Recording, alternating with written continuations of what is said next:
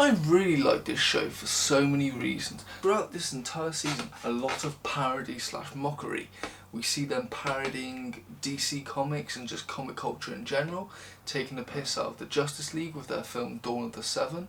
We also get to see them mock Snyder Cut, which was a huge hashtag around 2018 to 2021. Something very interesting to see. We see them mocking celebrities. Two examples are when A-Train parodies Kendall Jenner's infamous Pepsi advert, and we see The Deep somewhat parodying Gal Gadot when she did that very strange singing celebrity rendition of Imagine by John Lennon. Very odd, but I enjoyed their parody. In this, we also see them mocking politics and getting a bit political, where they take the piss out of Blue Lives Matter with Soup Lives Matter. We see them kind of mock Trump by giving Homelander somewhat those characteristics, and mocking those who support Homelander and those who are against him, and the media in general. Very interesting to watch. When it comes to storytelling, I think the show knocked out the park. We've seen characters like Homelander somehow being able to control those who are really above him, like Stan Edgar and the secretary of the now president. Amazing. We get to see Starlight get a promotion, but realises very quickly it's a sham, and that Homelander's the real one in charge, and that and any time she tries to go against him, ends in deadly consequences for those around her or punishment for herself. In this, we see Huey thinking he's doing a good job, making sure that the Supes aren't treating the world like a playground, and actually believing he's doing a good thing in society, only to realise that his boss is herself a Supe, and just comes to the realisation that, if anything, everyone is corrupt, and that Butcher had the right idea, and goes back to join the old gang. Butcher, before Huey comes to him, he is actually complying with Huey, which is very interesting. He's complying, he's making sure no Supes are getting killed by himself, and he's actually not drinking, which is a very surprising thing.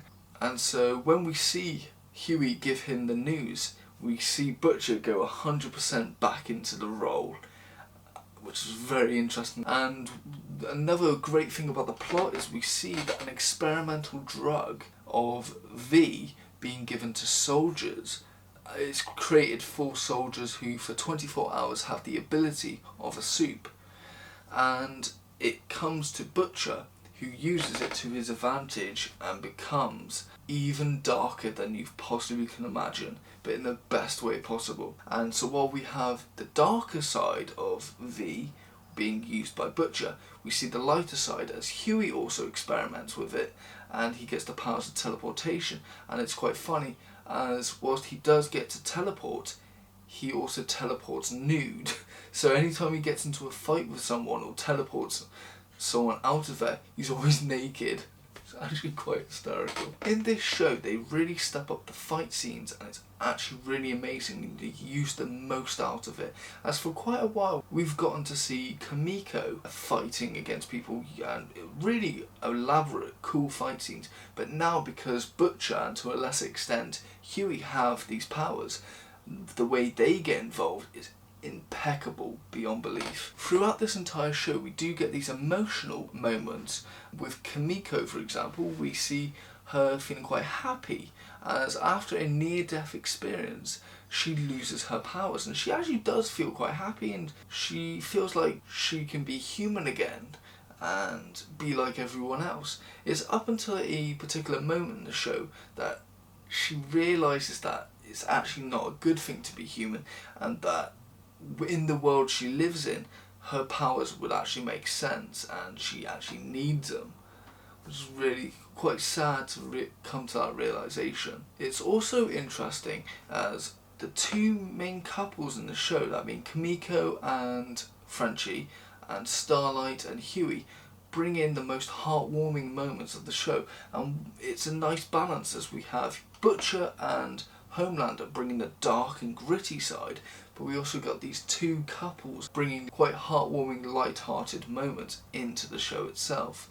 with moments of Mother's Milk having its own scenes and being somewhat heartwarming as well. Obviously, the one big thing about this show is humour, and it varied across the walls. So usually, humour is just either from Butcher and his beautiful ways of swearing, or the amount of use of gore, but in this particular season, during the last 2 to 3 episodes, they bring in a new element of comedy, and that is foul use of childhood-styled animation, which is hilarious to see. I'd say in this season, they use gore just about or even more than the previous seasons, and gore is also used to convey a variety of emotions, whether it be sadness, as we see a particular character being brutally murdered because he was put in a terrible situation. It's used for humour, which I see as its primary example, especially when it comes to the boys or Huey, or suspense, which is Homelander's specialty, as he's quite unpredictable at times. When it comes to criticisms, I have very little. It mainly focuses around a particular episode in the show called Herogasm, which I think when promoted, it was heavily promoted on the fact that it was going to be one of the most groundbreaking episodes, and it was a very good episode, but I feel like the way it was overhyped, blown up to an extent, ruined it for me. And not to say that it was terrible, I just felt it was tame compared to what they were talking about, as they said that from cast members saying crew members felt very uncomfortable and shook by what they were making, and even cast members feeling a bit uncomfortable. And what we saw was great. I thought the last 10 minutes were very dark, very The Boys, and amazing television, but other than that, I would say it was a bit tame. Another thing is, Jensen Ackles in an interview mentioned his character would be quite controversial. And apart from comments about Bill Cosby, I felt that it wasn't really that edgy. Yeah, he said pussy a few times, but I wouldn't say that made him so edgy. I'd say for a sensitive viewer, yeah, it may be offensive, but then let's be honest, if there's sensitive viewers, they're not on this season, and let's be really honest, I don't think sensitive people watch this show. Another criticism is, whilst I do really love the gore aspect of this show, I do feel like it's become somewhat as a shock factor.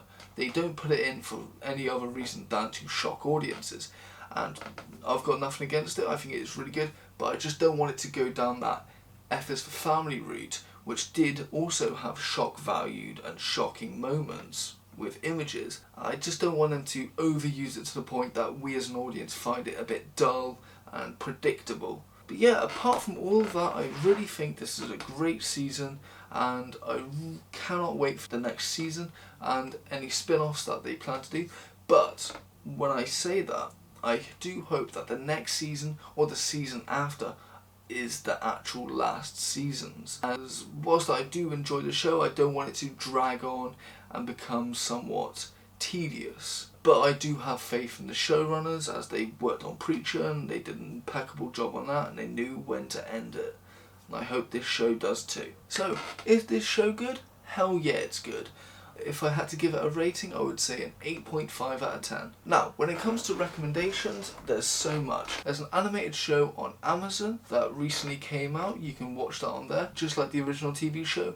It's violent and hysterical at the same time. Because this is based off Garth Ennis has a lot of work, and this is also created by the same people that created one of his very first TV shows, that being Preacher, which was a great adaptation. I know the first season was more a way to build it up to the adaptation, but then, yeah, I think they did a very good job. I know some people have their criticisms. I really enjoyed it. Yes, it had its dull moments, but it was still very enjoyable. Another thing I'd recommend is, whilst I'd say it has the stylistics and the gore aspect of The Boys, it just doesn't have the humour, that being Dread. I think it was a great film, definitely did wonders for that character, and it's played by Billy Butcher himself, Carl Urban. Did an impeccable job and just amazing. Another recommendation, my last but definitely not my least, is Kick-Ass, and whilst I would say it doesn't have the gore aspect, it definitely has the comedy and the somewhat mockery of comics. Definitely a great film. Only the first film though. The second film, dog shit. Yeah, so those are my recommendations. That is my review. Hope you have a nice day and do enjoy.